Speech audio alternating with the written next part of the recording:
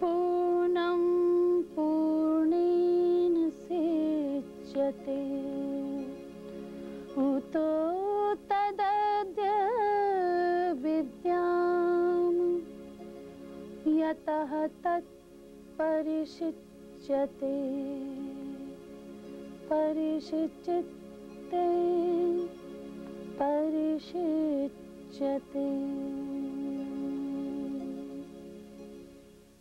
वंदो सतगुरु चरण को करो सो प्रेम प्रणाम। अशुभ हरण मंगल करन धनी श्री देव चंजिनाम। श्री प्राणनाथ निज मूलपति श्री महराज सुनाम। तेज कुंवरी श्यामा युगल पल पल करूं प्रणाम पल पल करूं प्रणाम। उपस्थित साथियों, आज हम अपने परम सुख के लक्ष्य तक क्यों नहीं पहुंच सकते, कैसे नहीं पहुंचा जाता, हम केवल कर्म कांडों में फंसे हुए हैं। और उसके बाद जो हमारी परिपाटी पुरानी चल रही है, अरे भाई समय और युग बदलता है तो हर चीज़ भी बदल जाती है। कभी कर्म का जो विषय चलता था, अब ये तो अच्छी तरह से सब ग्रंथों ने बता दिया कि कर्म कांड हमें कभी भी आवागमन के चक्कर से, दुखों के इस सागर से निकाल नहीं सकता। और उसमें हम उसी की जड़ता में फंसे हुए हैं। सब कुछ समझ भी जाएंगे और उसके बाद क्या कहें, अरे भाई ज्ञान तो सब ठीक है पर कुल देवी तो पूजवई पड़े, भाई खानदान का लोक लाई तो रखनी पड़े। ये बताओ, जब जन्म हुआ था तुम्हारे साथ कौन आया था, कौन सा खानदान था? वो तो एक जाल है कि हमारे ऊपर डाल दिया जाता है, हम उसी में फंसकर ये भूल ही जाते हैं कि कहाँ से आए हैं, जाना कहाँ पर है। परमात्मा ने हमें किन कामों के लिए यहाँ भेजा, सब चैप्टर ही भूल गए। अब केवल चैप्टर क्या है, खानदान, सगे संबंधी, बस, और मेरे बच्चे परिवार अच्छे स्टैंडर्ड से जी जाएं, बस। कभी सोचा है इतने स्टैंडर्ड से हम नहीं रह रहे जितने स्टैंडर्ड से वनों में पक्षी रहते हैं। हम हर चीज़ बाजार से मोल लेके आते हैं। द्राक्ष लेने जाओ, मोल लेके आओगे, और वो वन में जाते हैं, खट्टे खट्टे फेंकते जाते हैं। मीठे मीठे खाएंगे, बच्चों के लिए लाएंगे फ्री। कौन सी तुम्हारी बहादुरी है भाई? अरे हम वीज़ा बना के फॉरेन चले जाते हैं, ये भी दिल से अभिमान तोड़ दो, पक्षी भी फॉरेन से आते हैं। जाओ इंडिया में भरतपुर चले जाओ, पक्षियों के रहने का स्थान है, उनके खाने का स्थान है, उनकी बोली पहचानने वाले वहाँ पर जो है माली रखे हुए हैं। जाओ, फिर किस बात की बात है? वो इंसान इतने गिरे से गिरे तू कर्म कर रहा है, फिर भी तेरी जीत किस बात की है कि ये बुद्धि जो है, ये थिंकिंग पावर जो है, ये सवाए मनुष्य योनि में किसी को प्राप्त नहीं होती। 84 लाख योनि में ये विवेकशील बुद्धि के ज्ञान सुनना, सुन के विचारना और विचार करके अमल करना कब होगा? जब पुरानी रूढ़ितावादी को छोड़ दोगे। कर्म कांडों के आज तो आज है करवानु छे, कुछ नहीं करने का, क्योंकि पार ब्रह्मक्षातीत प्राणनाथ जी ने आके यही किया है, रूढ़िवादता से निकाला और कर्म कांडों को तोड़ाया कि यही एक मनुष्य के ऊपर जाल है जो अपने लक्ष्य तक, परम सुख तक जो है पहुंचने नहीं देता। और उसके बाद मेरे साथियों, ठीक है, जो लोग निर्मल रहे उन्होंने क्या किया, नवधा प्रकार की भक्ति की। अब नवधा प्रकार की जो भक्ति है, एक एक भक्ति तीन तीन तरह से होती है, पुष्ट से, मर्यादा से और परवाह से। फिर एक एक चीज को करने के लिए तीनों की जरूरत है, तो 3 गुना 3 9 और 9 प्रकार की भक्ति है। ये वैकुंठ ले जाती है, आगे नहीं ले जाती। तो वैकुंठ आना और जाना, यही तो आवागमन का चक्कर है। गीता में साफ कहा कि स्वर्ग and Vaikuntha is as like hill station. जिसने कुछ ज्यादा पैसा कमा लिया तो वही हिल स्टेशन में जा सकता है गर्मियों में एवरी काउंट। इस तरह से जो है जिनके अच्छे कर्म होते हैं वो स्वर्ग और वैकुंठ का सुख भोगते हैं और उसके बाद फिर आवागमन का चक्कर है। साथियों फिर बताओ हमारा वो लक्ष्य परम सुख का कहाँ से पैदा हुआ पूरा होगा?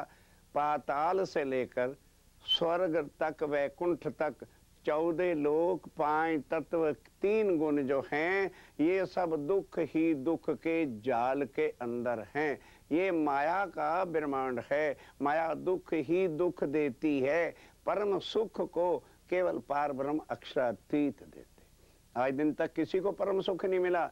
चाहे यहाँ के देवी देवता अवतार बन के आए, अपनी लीला की, वैकुंठ गए, आगे नहीं जा सकते। राम भगवान आए, सब ने अभी रामायण देखी होगी, कहाँ गए? वैकुंठ में। भागवत महाभारत आपने देखी होगी, सब कुछ करने के बाद श्री कृष्ण जी कहाँ गए? श्री कृष्ण जी नहीं गए, वो तन तो उनका यहीं रह गया। विष्णु भगवान गए, काम किया, फिर वहीं, उससे आगे वो भी नहीं जा सकते। उनको भी परम सुख नहीं प्राप्त होता। अगर उनको परम सुख की प्राप्ति होती, सोचो शंकर भगवान एक पल के अंदर सृष्टि को लय करते हैं, हाँ, और क्या वो संसार के सुख लेना चाहें कैलाश पर्वत पर बैठ के नहीं ले सकते? हम तो रोज नहा धो करके शूटिंग बदलते हैं, कभी ग्वालियर शूटिंग, कभी बम्बे शूटिंग, कभी एस कुमार शूटिंग। शंकर भगवान कभी शूटिंग बदलते हैं? एक मृगशाला नीचे बिछा रखी, एक कमर में बांध रखी है और पार ब्रह्म के ध्यान में बैठे हैं। जिन भगवानों से हम कुछ मांगना चाहते हैं, अगर हम उनके रियल फॉलोअर होते, फॉलो करने वाले होते, तो देखते भी ये क्या कर रहे हैं। जिनसे हम मांगते हैं वो क्या कर रहे हैं? वो हमें उल्टा ये चीजें दे करके माया में फंसा रहे हैं और खुद माया से निकलने का यत्न कर रहे हैं। तो ये समझ नहीं आती। और वो जो चीज इस समय उन्हें भी नहीं प्राप्त हुई, वो तुम्हें घरों बैठे, कोई जंगलों में नहीं जाना, कोई तपस्या नहीं करनी, कुछ नहीं करना। करना क्या है कि रूढ़िवादिता छोड़नी होगी। अगर रूढ़िवादिता नहीं छोड़नी होगी तो कोई भी ज्ञान तुम्हें भव से पार कर सकता ही नहीं। कोई भी परम सुख के लक्ष्य तक तुम्हें पहुंचा नहीं सकता। और ये जो जड़ता की बातें हैं, इनको निकालनी होगी। जो कुछ खानदान का है वो बाई बॉडी है। कोई गुरु धारण करना है तो खानदान वाला गुरु क्या करेगा? सोच समझ गुरु कीजे रे बाबा, सोच समझ गुरु कीजे, ये तो सौदा परम अमोलक, निरख परख के लीजिए। वो गुरु ढूंढो जो हमें परम सुख के लक्ष्य तक पहुंचावे, सत्य और असत्य की पहचान करावे। स्वामी जी ने आके कहा, सत्य की और असत्य की पहचान क्या है? सत्य चाहो तो शब्दा चीनो, ओ आप ना देवे दिखाई। स्वामी जी कहते हैं मैं तुम्हें यहाँ नहीं दिखाई दे सकता क्योंकि मैं नूरमय तत्व का हूँ। मैं तो यहाँ केवल अपनी आत्मा के लिए वो शक्तियां लेकर उस तन में बैठ जाता हूँ और उससे उनको सब माया, ब्रह्म और परम धाम की बातें बताता हूँ। तो तुम मुझे चीनना चाहते हो तो मेरे शब्दों को पहचानो।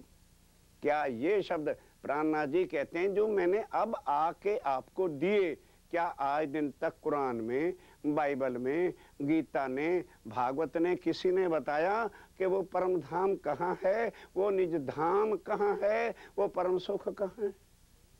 अब स्वामी जी कहते हैं ये सुन रहे हो तो सुन के पहचानो कि देने वाला कौन है, जो सदा सत सुख के दातार हैं और अखंड हैं, अविनाशी हैं और दिव्य ब्रह्मपुर धाम में अपनी आत्माओं के साथ आनंद की लीला में। उनकी प्राप्ति के वास्ते फिर ये कर्मकांड क्या करोगे? वो परम सुख जो मिलना है वो आत्म को मिलना है मेरे साथियों। शरीर का तो परम सुख शमशान घाट है, 7.5 मन लकड़ी में इसका परम सुख है और वहीं इसका आराम है, उठा के इतनी मिट्टी हो जाएगी। शरीर को नहीं। पर हम तो शरीर के कर्मकांडों में पड़े। आप पिताजी नो मूल गादी छे, हमें तो त्या जाऊ ज पड़े। अरे भाई कहाँ जाना पड़े? पिता बाई बॉडी, सोल के पिता नहीं है। रिश्तेदारी, सगे संबंधी जितने भी परिवार वाले हैं जिनके जड़ता में हम फंसे हुए हैं, इनको जब तक हम नहीं काटेंगे हम वहां जाएंगे जहां मेरी आत्म को सुख होगा, शांति होगी और पता चलेगा। इसके लिए क्या कठिन चीजें हैं? एक तो आहार शुद्ध कर लो मेरे साथी, जंगल नहीं तो जाना पड़ेगा। खाना पीना अपना शुद्ध कर लो। जो 4 वस्तुओं आपको, कहीं स्मोकिंग आज से प्रण कर लो नहीं करना, उसके बाद ईटिंग, पशुओं का रक्त मानव होकर के खा रहे हो तो बुद्धि भी हमारी पशुओं जैसी हो जाती। तभी ये विद इन 50 ईयर कितना आतंकवाद सारी दुनिया के अंदर छा गया, क्योंकि जोर परवाह आंधी किसकी चल पड़ी? शराब, स्मोकिंग, ईटिंग और विकार। इसने आके मानव की बुद्धि को नाश कर दिया। पहले वही मानव था, मानव को इतना प्यार करता था, आज दिल में प्यार तो रहा ही नहीं, केवल एक धर्म बन गया। प्रेम और सेवा से तमें 500 पार। कैसे पाओगे? प्रेम करोगे कैसा? जब तुम्हारे दिल में प्रेम करने वाले शुद्ध हृदय ही नहीं है तो प्रेम सिखाएगा कहाँ से? प्रेम भी होगा। वैसे तो यहाँ हर कोई कहता है मैं पापा से बहुत प्रेम करता हूँ, मम्मी से बहुत प्यार करता हूँ, और मम्मी पापा भी कहते हैं हमको बड़े बच्चे प्यारे। कोई प्यारा नहीं, झूठ, तूफान है। बच्चा पढ़ने लिखने तक, एमए करने तक, सगाई होने तक, एंगेजमेंट तक, और शादी होने के बाद तक थोड़ा माँ बाप को प्यार करता है। वाइफ आने के बाद मम्मी पापा को पूछना भी पाप है। यही पाप है, यही प्यार है। इसी प्यार के जाल में फंसे हुए हो। प्यार वो होता है जो अखंड है, निस्वार्थ का प्यार। सोचो, सुनो, समझो मैं क्या कह रहा हूँ। निस्वार्थ का प्रेम जो है वो प्रेम एक किसका होता है? वो आत्म तत्व से समदर्शी होके होता है। और जब तक भिन्न भेदता है, प्रेम तो करेंगे स्वार्थ के वास्ते, मोह के वास्ते, उसके बाद प्रेम खत्म है। तो प्रेम की उत्पत्ति कब होती है? जब दोनों का स्वरूप एक हो जाता है। इश्क होता कब है? जब दोनों एक होते हैं। जब तक दोनों एक नहीं होते, आशिक और माशूक का रूप नहीं लेते हैं, आशिक माशूक कहने को दो हैं, इश्क तब शुरू होता है, प्रेम तब शुरू होता है जब दोनों का स्वरूप एक हो जाता है। और यहाँ क्या है? यहाँ झूठी खुशामतें करते हैं, अजी आप बहुत अच्छे हैं, आपसे बड़ा मेहरबानी ही कोई नहीं। ये जो कर रहा है ना चमचागिरी, ये जो बातें की जाती हैं, केवल एक स्वार्थ पूरा करने के। जब तक स्वार्थ नहीं पूरा होता, झूठी खुशामद बराबर लोग करते रहते हैं, और जब स्वार्थ पूरा हो गया, बाजार में खड़े होकर के वही निंदा करते हैं। फंसो मत, ये दुनिया का जाल है, इससे निकलो। अरे छुड़ाने वाला आया हुआ है भाई, कौन सी कुर्बानी? जड़ता है पुरानी रूढ़िवादिता छोड़ दो, कोई मुश्किल काम है नहीं। सत्य की राह पे चलते जाओ। और कर्म कांड क्यों करें? कर्म कांड में मिलता क्या है? ये केवल एक रीति रिवाज। अब नवरात्रे आ गए हैं जी, अब उसके बाद जी 9 दिन दाढ़ी नहीं मुंडवानी है जी। क्या दाढ़ी ना मुंडवाने से राम भगवान के दर्शन होते हैं? किसी को हुए थे? आओ मेरे पास। पता नहीं, किसी ने एक वो कर दिया होगा तो अगले साल 10 करने शुरू कर दिए, करते करते आज सारे लग गए।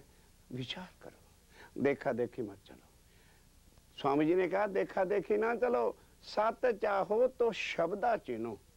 अच्छी तरह से समझो, यदि उस सच्चिदानंद की, परम सुख की, सत्य की प्राप्ति करना चाहते हो तो जिसके पास जाओ उस ज्ञान से समझो कि ये कहाँ से बोल रहा है। जैसे रेडियो एक होता है, स्टेशन कितने होते हैं? सुई घुमा देते हैं, गुजरात का स्टेशन बोलने लग जाता है, फिर सुई घुमा देते हैं, बम्बे स्टेशन बोलना लग जाता है, फिर सुई घुमा। रेडियो वही है, सुई वही है, सब कलाएं वही हैं।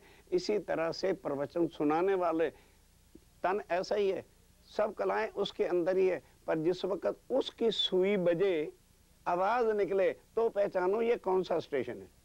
आया स्वर्ग तक का स्टेशन बोल रहा है कि वैकुंठ तक का स्वर्ग स्टेशन बोल रहा है, या कि कर्मकांड के अंदर फंसाने वाला जो है स्टेशन बोल रहा है, या इन सब से परे all India radio station Delhi बोल रहा है।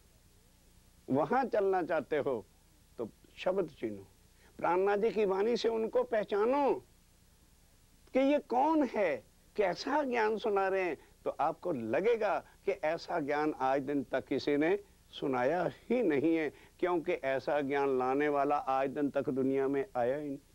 दुनिया में वही अवतार है, वही तीर्थंकर आए, वही अवतार है जो वैकुंठ से आए, काम किया भक्तों का और चले गए। तो साथियों, ये क्रम जो है ये तो आदि सृष्टि से जब से बनी है चल रही है।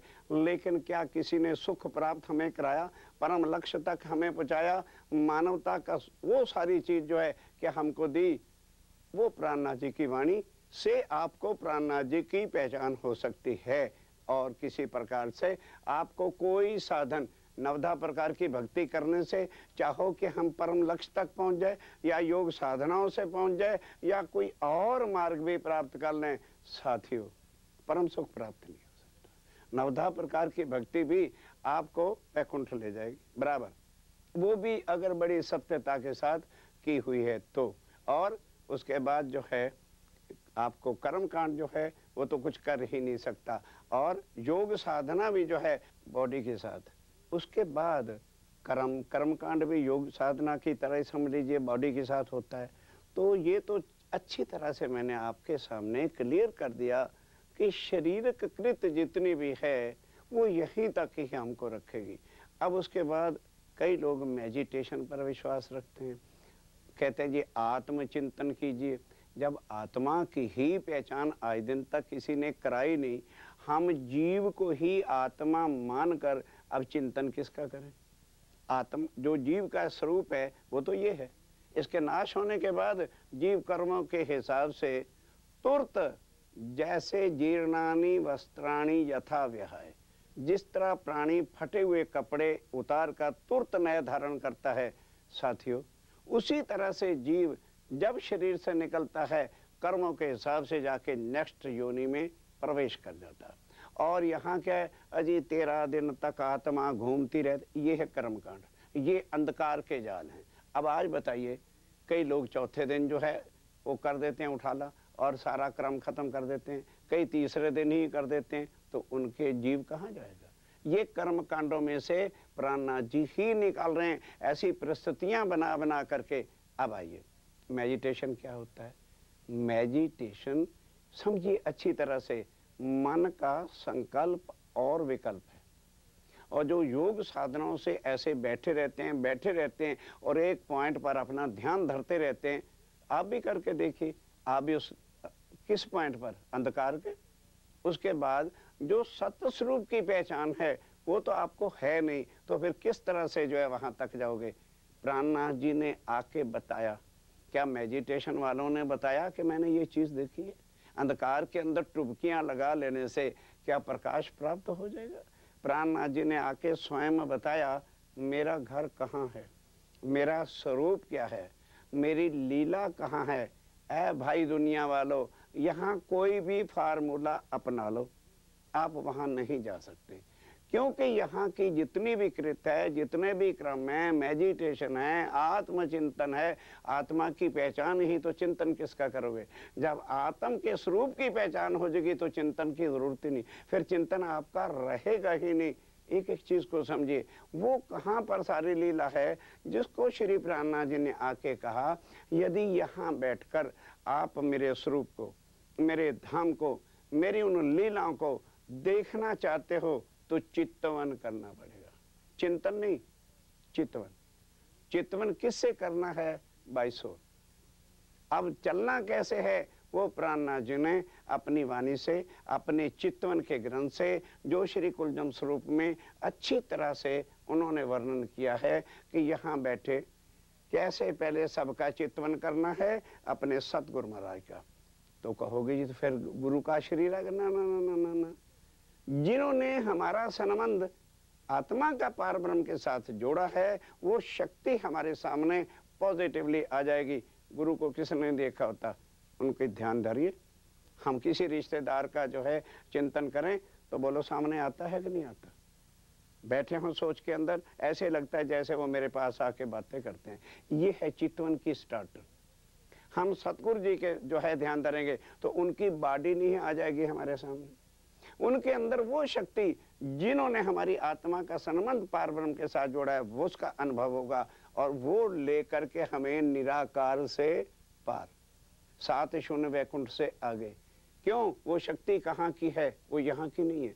फिर उसके बाद योग माया अखंड के चारों स्थान, अव्याकृत ब्रह्म, सबलिक ब्रह्म, केवल ब्रह्म और सत्स्वरूप ब्रह्म को भी पार करेगी। आगे सत परम, उसके बाद अक्षर का धाम आ जाएगा। वहां से आगे 25 पक्ष जो परम धाम के हैं वो स्टार्ट होते हैं। तो फिर वो वहां से श्री जमुना जी के ऊपर, ये पूर्ण ब्रह्म परमात्मा ने बताया कि मेरे धाम का रास्ता कौन सा है, किस तरह से आप चितवन करके मेरे परम धाम में पहुंच सकते हो और मेरे असल स्वरूप को यहाँ नहीं देख सकते। मैंने अभी बताया ना, सत चाहो तो शब्दा चिन्हो, शब्दों से, उनकी वाणी से, कुलजम स्वरूप की वाणी से प्राणनाथ जी की पहचान हो जाएगी। दूसरा उनका मूल ग्रंथ श्री वितक साहब है। ये दोनों ग्रंथ उन्होंने अपने मुखारबिंद से श्री मुख वाणी से ही सारा कुछ बताया। फिर वहां से सीधा जमुना जी के ऊपर केल पुल से होके पाट घाट है। वो यहाँ का जल ना समझ लेना कि वहां भी नदियां हैं, ना, वहां नूरमय जल है। नूरमय जल से क्या मतलब, अगर हम वहां आत्मा स्नान करना चाहें तो पानी वैसा रूप धारण करता है। आज पानी के ऊपर ही लीला करनी है तो बिल्कुल स्टॉप, दौड़ सकते हो, खेल सकते हो, लीला कर सकते हो जल के ऊपर। ये भाई यहाँ की चीजें नहीं है, ये परम धाम का परम तत्व है जो आके प्राणनाथ जी ने बताया। और उसके बाद रंग महल परम धाम में चांदनी चौक में खड़े होकर 100 सीढ़ियां 20 चंदे चढ़ के आगे मूल द्वार आता है और उसके बाद अंदर जाइए 28 धाम का चौक आता है। क्या किसी ने आज दिन तक ये चीजें बताई कि परम धाम कैसा है? ये पूर्ण ब्रह्म ने आके अपने घर की, अपने धाम के स्वरूप की पहचान कराई। वहां से आगे 4 चौरस हवेली उलंग के 5वीं गोल हवेली, जिसके किनार पर 64 थंब आते हैं। और उसके बाद आगे किनारे के ऊपर नीले और हरे थंबों के बीच में जो है उनका सिंहासन है। किस तरह का वो स्वरूप है उसके लिए मैं क्षमा चाहूंगा। वो वही ध्यान धर सकता है जिसके अंदर वो दर्द हो, जिसके अंदर वो लगन लगेगी, जिसके अंदर वो आत्म तत्व का बीड़ा उठेगा।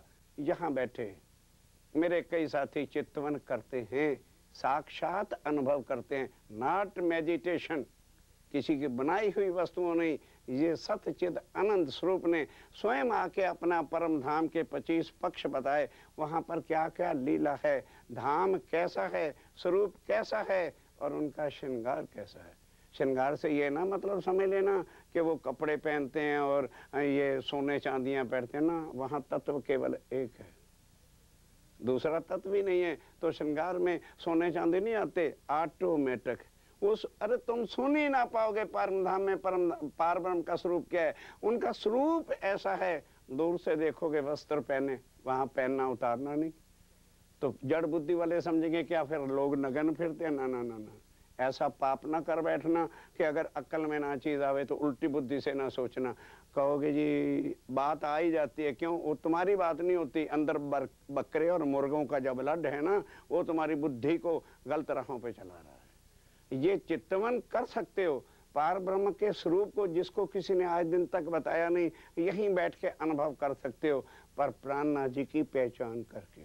और उसके बाद उनके साथ अपनी आत्म का संबंध जोड़ के प्रेम लक्षणा भक्ति से, अनन्य भाव से, क्योंकि अनन्य भाव प्रेम लक्षणा भक्ति के बिना पार ब्रह्म की प्राप्ति का ना नवधा प्रकार की भक्ति है, ना योग साधना है, ना कोई शरीर कृत है। आज दिन तक जिन्होंने परमात्मा की खोज की या कुछ किया, तो कईयों ने मेडिटेशन किया, कईयों ने योग साधनाएं की, कईयों ने नवधा प्रकार की भक्ति की, सब की निष्फल गई, किसी को कुछ प्राप्त नहीं हुआ। यही तो कहा है कि ये 28वां कलयुग साथियों कितना महत्वपूर्ण है, इसके अंदर कितना रस है। जो चीज अक्षर ब्रह्म जो परम धाम में रहता है उसको भी पता नहीं, प्राणनाथ जी ने आकर के वो भी सारे भेद खोल दिए अपनी आत्माओं के वास्ते। परम धाम क्या है, जर्रा जर्रा 25 पक्ष का वर्णन, गली गली का वर्णन, क्या लीला है, कौन सा तेज है, नूरमय। और नूरमय को लोग कई समझते हैं नूर means divine light, no no no, wrong है। वो नूर का मतलब एक तत्व है जो अनादि, जो आनंदमय है और जो उसके अंदर सदा सुगंधी ही सुगंधी है, अनादि है, सुगंधी है, इश्क है, प्रेम है और सदा चेतनता ही।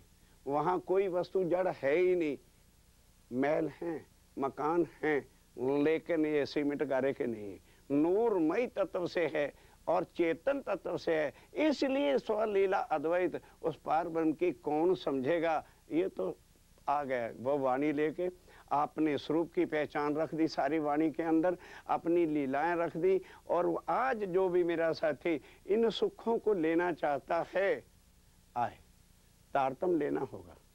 उनसे नाता जोड़े बिना, किसी से परिचय इंट्रोडक्शन के बिना तो आप किसी के घर नहीं जा सकते।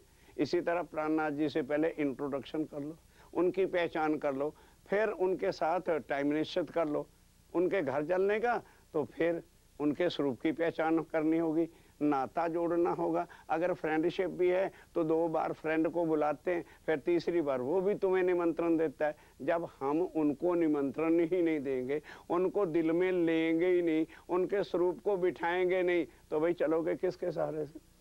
अब उनसे संबंध जोड़ने के बाद साथियों, वो परम लक्ष्य पार ब्रह्म का स्वरूप, उनका धाम, उनकी लीलाएं और उससे विश्व शांति, वो सत सुख के देने वाले हैं, ये समझ लिया और वाणी से और धारण कर लिया। साथियों तो बताओ क्या मुश्किल है।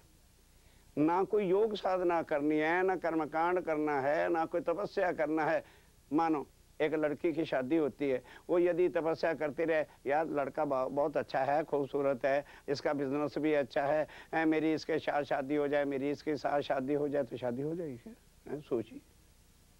और जब शादी होने का मतलब, वो तो एक बॉडी के रिश्ते होते हैं।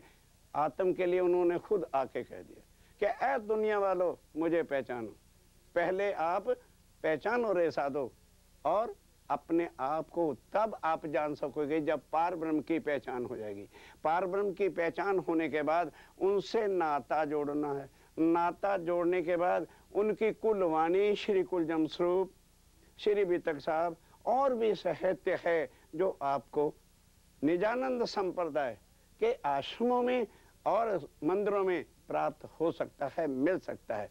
अब इसके बाद जो श्री प्राणनाथ जी का मूल तत्व और हमारा आप तक पैगाम पहुंचाने का कार्य था, वो आज पूरा हो गया। अब इसके पश्चात मेरे साथियों, कुछ भी आपको संशय है या कुछ है तो साहित्य आपको मिल सकता है। निजानंद आश्रम रतनपुरी, जिला मुजफ्फरनगर यूपी, और निजानंद आश्रम बड़ौदा गुजरात। सत्य स्वरूप की पहचान उनकी वाणी से करके अपना सत्य का संबंध जोड़ो। यही श्री प्राणनाथ जी का वाणी से हम आपको जो है उनका संदेश पहुंचा दिया है। बस आज मेरी अब प्रणाम स्वीकार कीजिए। बोलो श्री प्राणनाथ प्यारे की जय। साधु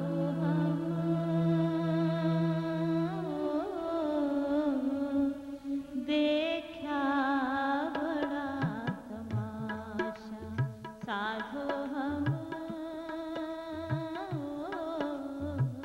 देखा बड़ा तमाशा, विश्व देख भया मैं विस्मय, विश्व देख भया मैं विस्मय, देख देख आवत मोह हासा, साधु हम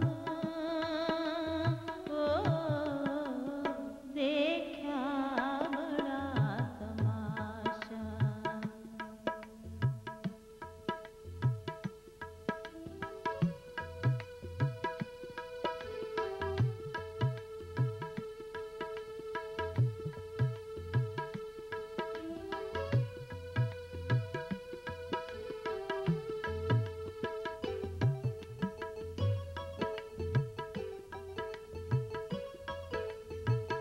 मेरी मेरी करते दुनी जात है, मेरी मेरी करते दुनी जात है, बोझ ब्रह्मांड सिर लेवे,